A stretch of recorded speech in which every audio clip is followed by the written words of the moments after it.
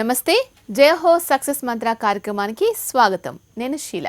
ఇవాల్టి జయహో సక్సెస్ మంత్రాలో మనం తెలుసుకోబోతున్నాం అడోలసెన్స్ అనేది ఏ విధంగా ఉంటుంది, ఎప్పుడు స్టార్ట్ అవుతుంది, ఇది స్టార్ట్ అయిన తర్వాత పిల్లలతో మనం ఎలా బిహేవ్ చేయాలి పేరెంట్స్గా అనే దాని గురించి ఇవాల్టి సక్సెస్ మంత్రాలు తెలుసుకుందాం. దీని గురించి మనకు చాలా మంచి విషయాలు తెలియజేయడానికి ప్రముఖ సైకాలజిస్ట్ రవికుమార్ గారు ఉన్నారు. ఆయన అడిగి మరిన్ని విషయాలు తెలుసుకుందాం. రవికుమార్ గారు నమస్తే.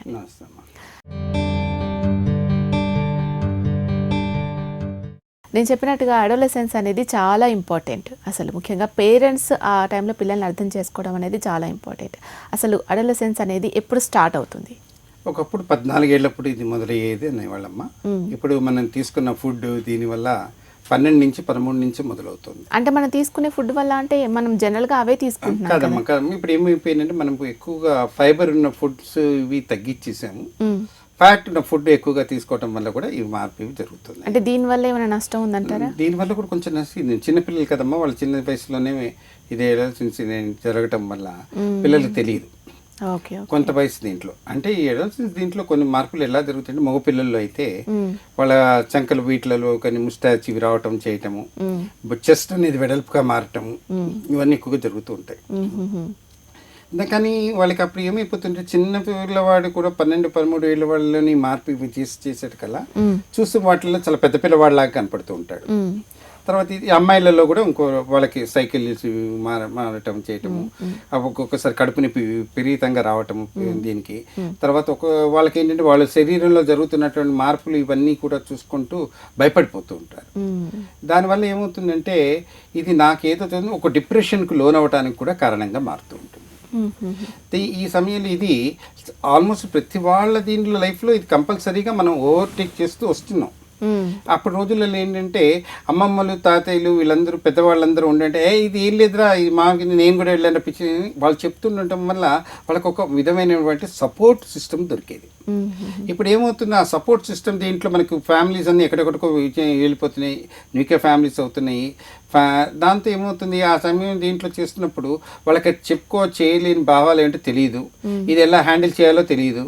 దాని నుంచి ఏమవుతుంది, ఇది నాకు ఒక్కడికే జరుగుతున్నటువంటి సమస్య ఏమో అనుకొని వాళ్ళ భావాలలోకి వెళ్తాయి.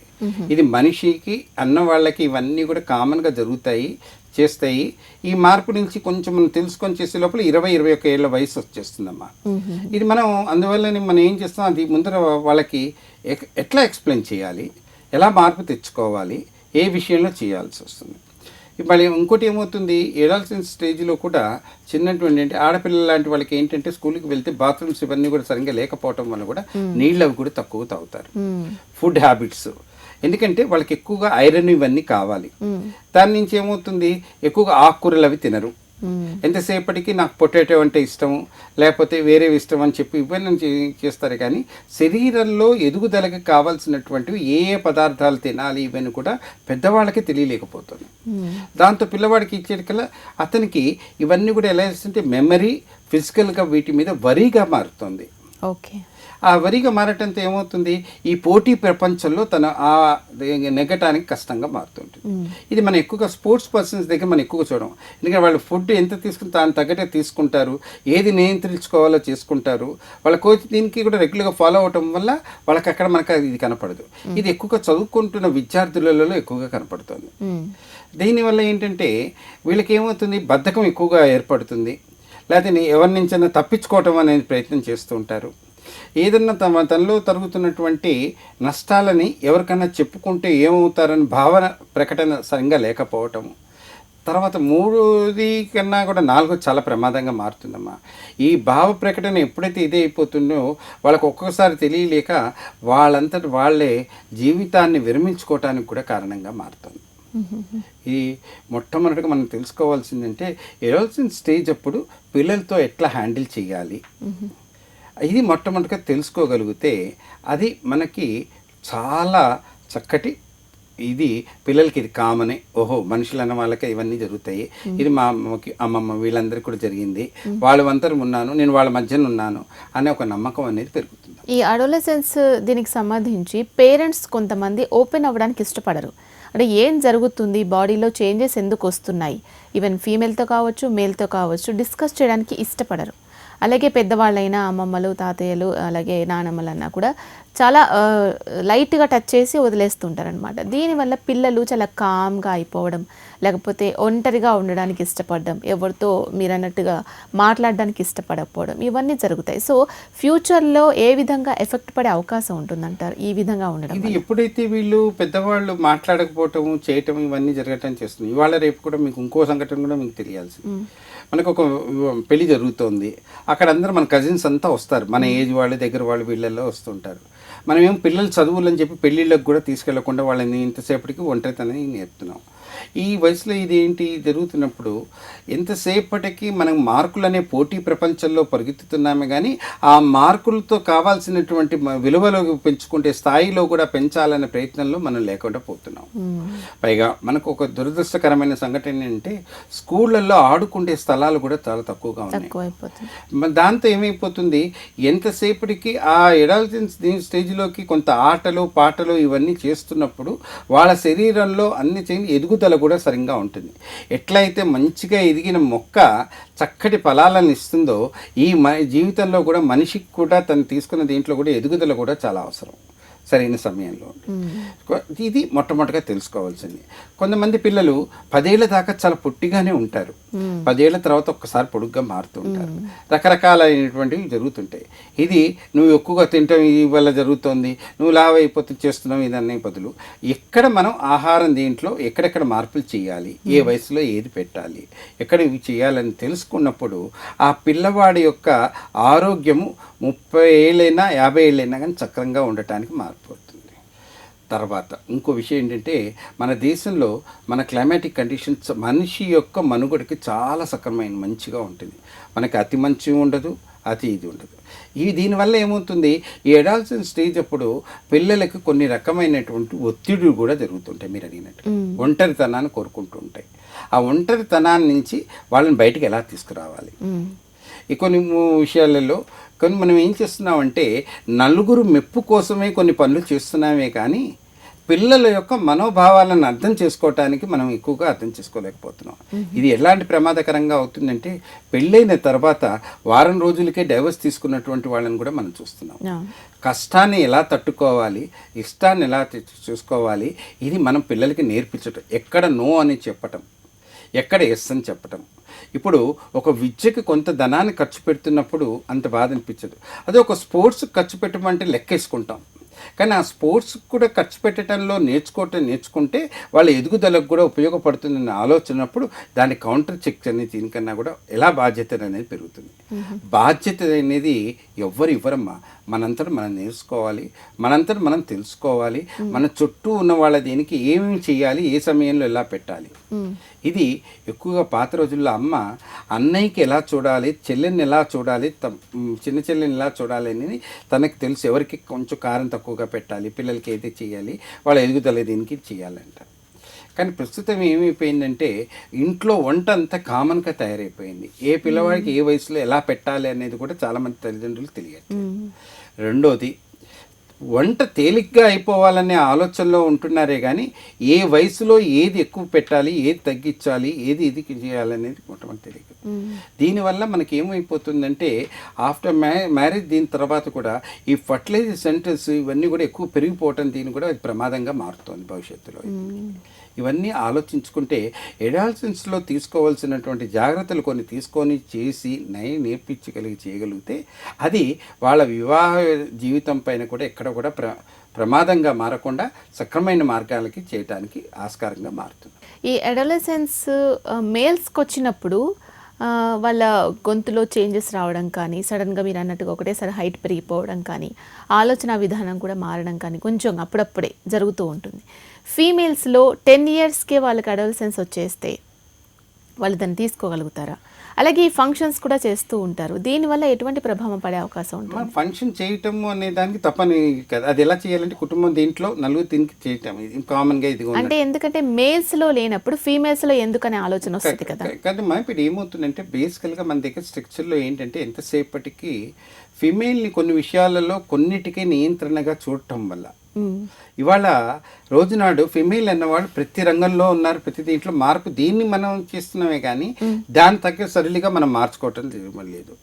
రెండోది మెయిల్ దీంట్లో కూడా గొంతు మారుతూ ఉంటుంది, కొన్నాళ్ళు స్టేజ్ చేస్తుంది, వాళ్ళ చెస్ట్ అనేది వెడల్పుగా మారుతుంది. ఇవన్నీ చేస్తున్నప్పుడు కూడా వాళ్ళని ఏమంటామో నువ్వు హీరోగా మారుతున్నావని అని చెప్పి ఒక హీరో టైటిల్ చేస్తున్నామే కానీ ఈ అమ్మాయి దీంట్లో మారుతూ చేస్తున్నట్టే నువ్వు తిండి తగ్గించవే, నువ్వు ఈ చేయవే అని చెప్తున్నామే కానీ అది దాన్ని ఎలా ఎంకరేజ్ చేసుకోవాలి, ఎలా నేర్పించాలి. కొంచెం ఆడపిల్లల్లో కూడా పరిగెత్తే వాళ్ళు ఉన్నారు, బ్యాడ్మింటన్ ఆడుతున్నప్పుడు కష్టపడుతున్న వాళ్ళు ఉన్నారు.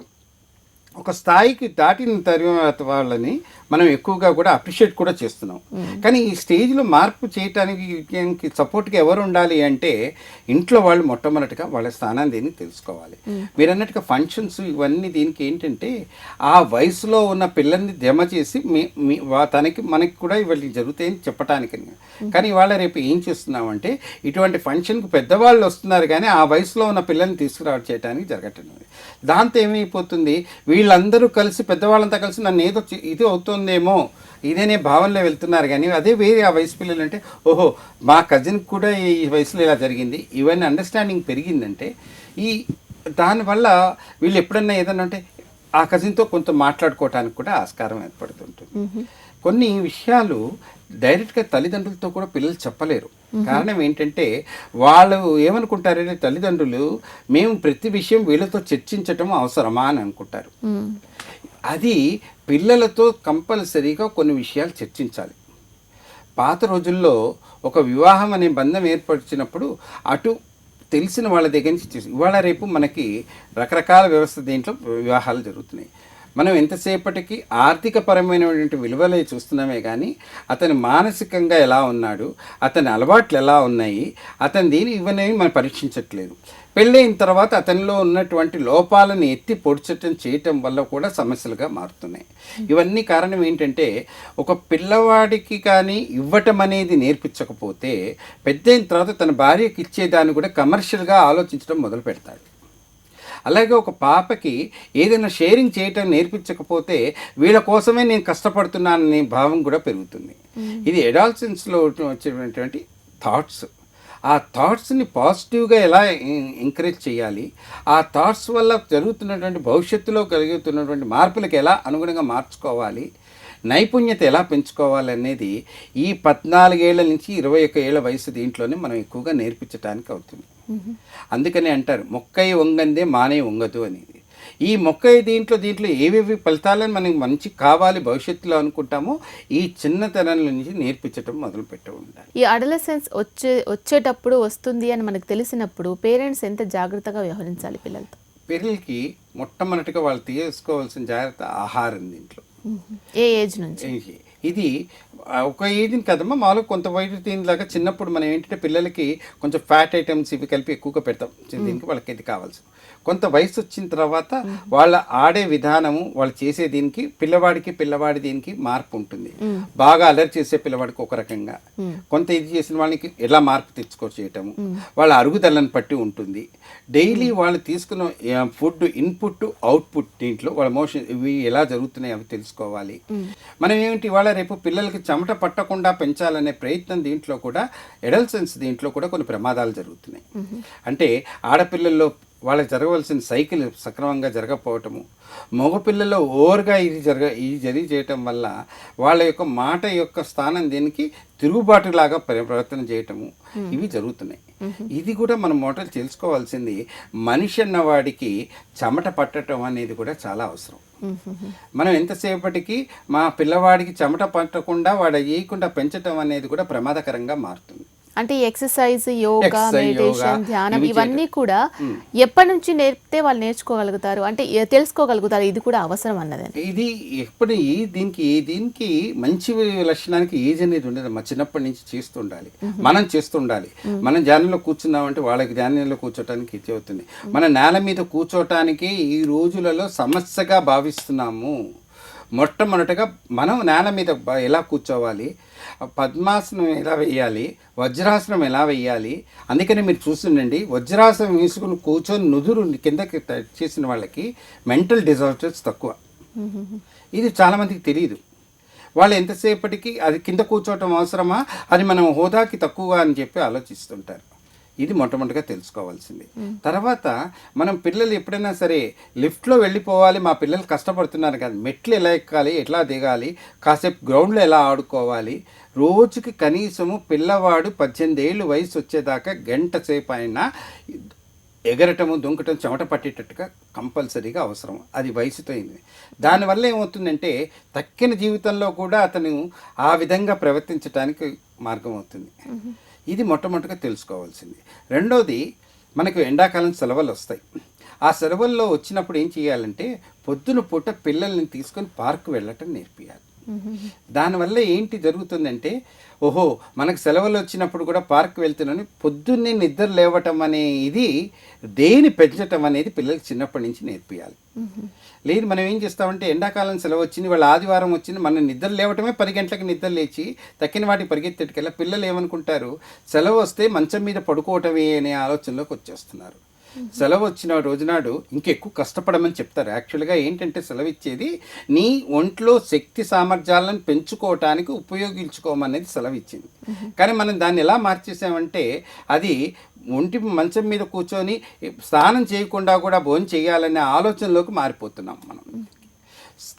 ఇంకోటి, పిల్లలకి ప్రతిరోజు మెయిన్గా 18 ఏళ్ళు వచ్చేదాకా పొద్దున సాయంత్రం స్నానం చేయటం అనేది నేర్పియాలి. తర్వాత ఆహారం తిన్న తర్వాత తినక ముందు కూడా చేతులు అవి ఎందుకు వాష్ చేయాలి, అన్నం కూడా ఎంత జాగ్రత్తగా తినాలి. చాలామంది పెద్దవాళ్ళు పిల్లల ముందు ఏం చేస్తారు, ఇది బాగుండదు పక్కకు తోసేయటం కాదు, ఇది పిల్లలకి ఎదుగుదలకి ఎలా ఉపయోగపడుతుందని ఆలోచించుకొని వాళ్ళని చేయటము. తర్వాత ఎప్పుడైనా సరే పిల్లలకి మా పిల్లవాడు టిఫిన్ డబ్బాలో తినదు పక్క వాళ్ళు తెచ్చుకుంటున్నాడంటే నువ్వు వండుతున్నది ఇంట్లో ఎక్కడో వాడి తృప్తి తీరడానికి ఎలా మార్చాలి. నేను రోజు నాకు ఈజీ అని నేను ఇడ్లీయే పెట్టి ఇచ్చేస్తాను, లేకపోతే ఇది కాదు. పిల్లలకి ఏంటంటే కొంచెం మా ఫుడ్లో మార్పు అనేది కొంచెం చేసుకుంటూ ఉండాలి. ఏంటంటే ఈ నోటికి జివ్వు అనేది ఉంటుంది, రుచి అడుగుతుంది. ఆ రుచి దీంట్లో వాళ్ళకి చేస్తున్న దీంట్లో అదే ఒక చిన్నపిల్లలు కొన్ని రంగులు అంటే క్యాప్సికంలోనే రంగులు ఇలాగా ఒక రకరకాల ఇవి చేస్తూ పెట్టడం. ఉంది కదా అని జీడిపప్పు ఎక్కువగా పెట్టకూడదు, లేదు కదా అని తక్కువగా పెట్టకూడదు. యాపిల్ పండు ఇస్తున్నామని చెప్పి జామ పండు ఇవ్వకుండా ఉండకూడదు. జామ పండు వల్ల దానివల్ల ఫలితాలు దానికి ఉన్నాయి, ఏ పండు దీని పని. అలాగే పొప్పాస్ పండు వల్ల ఇది ఉన్నాయి కదా అని సీతాఫలం పండు తినేది. దేని వ్యవస్థలో మనకు ప్రకృతిలో కాలం ప్రకారంగా సీజన్ ప్రకారంగా మనకు దొరుకుతున్నటువంటి ఫలాలను కూడా మనం తినటం నేర్పించి చేయటం వల్ల అడాలసెన్స్ దీంట్లో కూడా ఎటువంటి నెగటివ్ థాట్స్ ఇది లేకుండా చక్కగా జరుగుతూ ఉంటుంది. ఈ ఏజ్లో చాలా ఇంపార్టెంట్ స్టడీకి సంబంధించి ఇంపార్టెన్స్ తెలుసుకోవడం కూడా. సో మరి ఈ టైంలో ఎలా బిహేవ్ చేయాలి, స్టడీకి సంబంధించి ఇంపార్టెన్స్ ఎలా తెలియజేయాలి? పిల్లల్లో 3 రకాలైనటువంటి విజ్ఞానం పెంపొందించే మార్గాలు ఉంటాయి. కొంతమందికి చూస్తే అర్థం చేసుకుంటే శక్తి ఉంటుంది, కొంతమందికి వింటే అర్థమయ్యే శక్తి ఉంటుంది, కొంతమందికి వాళ్ళంతటా వాళ్ళు మాంటిసరీలో చేస్తే అర్థమవుతుంది. అది మన పిల్లవాడు ఏ స్థాయిలో ఉన్నాడో చూసుకోవటం చేయటం. రెండోది ఏం చేయాలి, ఎప్పుడైనా సరే ఒక పిల్లవాడి దీనికి మనకి ఇచ్చేసినప్పుడు నువ్వు వెదవ్వి అని చెప్పి నెగిటివ్ వీటిలలో కాదు, అతను చేసిన దాన్ని పాజిటివ్లో మించండి. ఇది ఎలా అంటే మన ప్రోగ్రెస్ రిపోర్ట్ ఇవ్వంగానే తక్కువ మార్కులు వచ్చిన దాని మీద ఎక్కువ ఫోకస్ పెడతాం, కానీ మంచి మార్కులు వీటి మీద ఫోకస్ పెట్టాం. ఫస్ట్ ఏం చేయాలంటే ఈ మార్కులన్నీ బాగా తెచ్చుకున్నావు కదా నాన్న, ఇది కొంచెం అంటే నీ చేతికి 5,000 ఉన్నాయి కదా, ఏదైనా ఒక 1,000 ముడత పెట్టేసేసి నువ్వు అన్నం తిను అని చెప్పమన్నప్పుడు అతనికి అర్థమవుతుంది, ఓహో 1,000 లేకపోతే నేను దీనికి తినడానికి ఎంత కష్టం అవుతుంది అంటే ఈ సబ్జెక్టు మీరు కూడా నేను ఎలా చేయాలి అనేది మొట్టమొదటి. రెండోది వీలైనంత మటుకు పిల్లలకి రకరకాలైనటువంటి ఎగ్జాంపుల్స్ కూడా చూపించాలి. అది ఎలాంటిదంటే ఒక ఓల్డ్ ఏజ్ హోమ్కి తీసుకెళ్ళటం, అక్కడికి తీసుకెళ్ళినప్పుడు పెద్దవాళ్ళతో పెట్టి చేస్తున్నప్పుడు వాళ్ళతో కలవటము, లేకపోతే ఒక అనాథ దీనికి తీసుకెళ్ళటము, అక్కడ తల్లిదండ్రులు లేకపోతే ఆ పిల్లలు పడుతున్నటువంటి బాధలు ఎలా ఉన్నాయో తెలుసుకోవటము. దీనివల్ల ఏమవుతుంది, బాండ్ పెరుగుతున్నప్పుడు వాళ్ళల్లో ఏకాగ్రత పెరగటానికి ఓహో నన్ను కేర్ చేసే వాళ్ళు ఉన్నారు కాబట్టి నేను చూపించవలసిన పరిజ్ఞానం ఇది. ఎలా అయితే ఒక స్పోర్ట్స్ పర్సన్ ఆడుతున్నప్పుడు కోచ్ అనేవాళ్ళు ఉండటం వల్ల వాళ్ళు చక్కటి మెడల్స్ ఎలా అయితే తెచ్చుకుంటారో తల్లిదండ్రులు కూడా కోచ్గా మారవలసిన స్థాయికి ఎదగాలి. అందుకని ఇంట గెలిచి బయట గెలవమన్నారు కానీ బయట గెలిచి ఇంట గెలవమని అనలేదు. తోటలోకి వెళ్ళంగానే తోటను చూసి ఆనందపడుతున్నటువంటి మన వ్యక్తులని మన పిల్లల్ని చూసినప్పుడు మన వాళ్ళ చుట్టూ వాళ్ళు కూడా ఎంత ఆనందం పొందుతున్నారు అనేది తెలుసుకోగలిగితే అది అడాలసెన్స్ ఏజ్లో ప్రమాదంగా మారదు. నైపుణ్యతగా మారుతుంది, స్నేహం భావాలు పెరుగుతుంటాయి. అప్పుడు ఈ టెక్నాలజీ గూడ్స్ మీద వీళ్ళు ఎక్కువగా ఏకాగ్రత పెంచరు, జీవితం పట్ల ఏకాగ్రత పెంచుకుంటారు. అందుకే స్వామి వివేకానంద అన్నారు, ఉడుకు నెత్తురు కలిగినటువంటి వాళ్ళని నలుగురిస్తే నేను ఈ దేశాన్నే మారుస్తానన్నారు. మరి ఇంతసేపు మనం చేయలేకపోతున్నామా? లేదు, చక్కటి విజ్ఞానులు వాళ్ళు మన దగ్గర ఉన్నారు.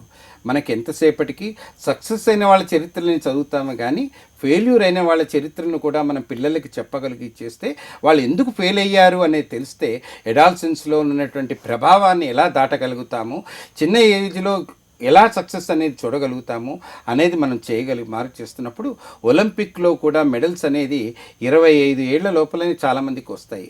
మరి వాళ్ళకు కూడా అడాలసెన్స్ నుంచి వచ్చిన వాళ్ళే కదా, ఆ శక్తిని తెచ్చుకున్నారే వాళ్ళే కదా.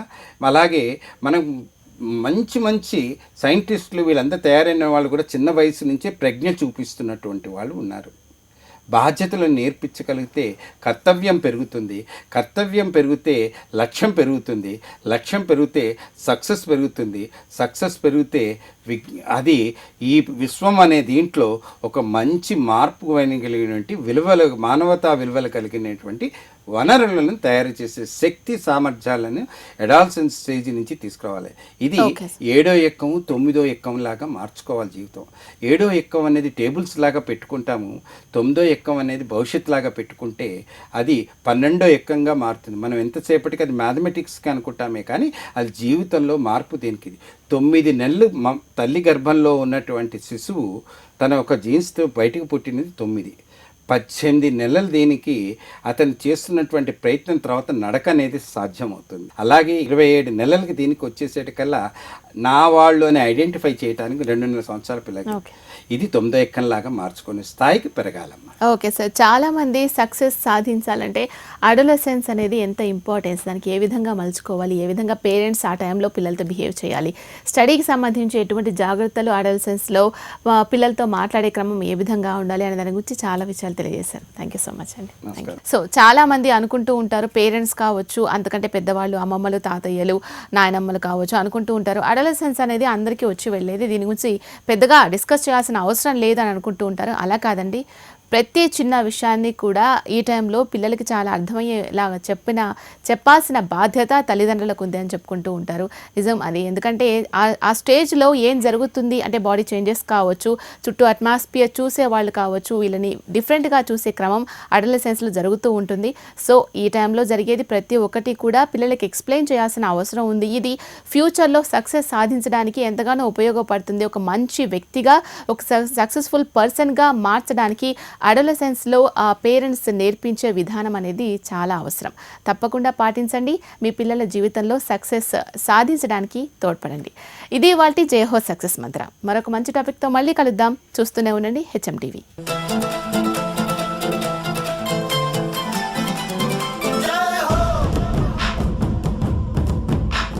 ఉపన్యాస కళలో మీరు నిష్ణాతులు అవ్వాలనుకుంటున్నారా? అయితే మీ కొరకే వక్త. వివరాల కోసం సంప్రదించాల్సిన ఫోన్ నంబర్ 9553586062.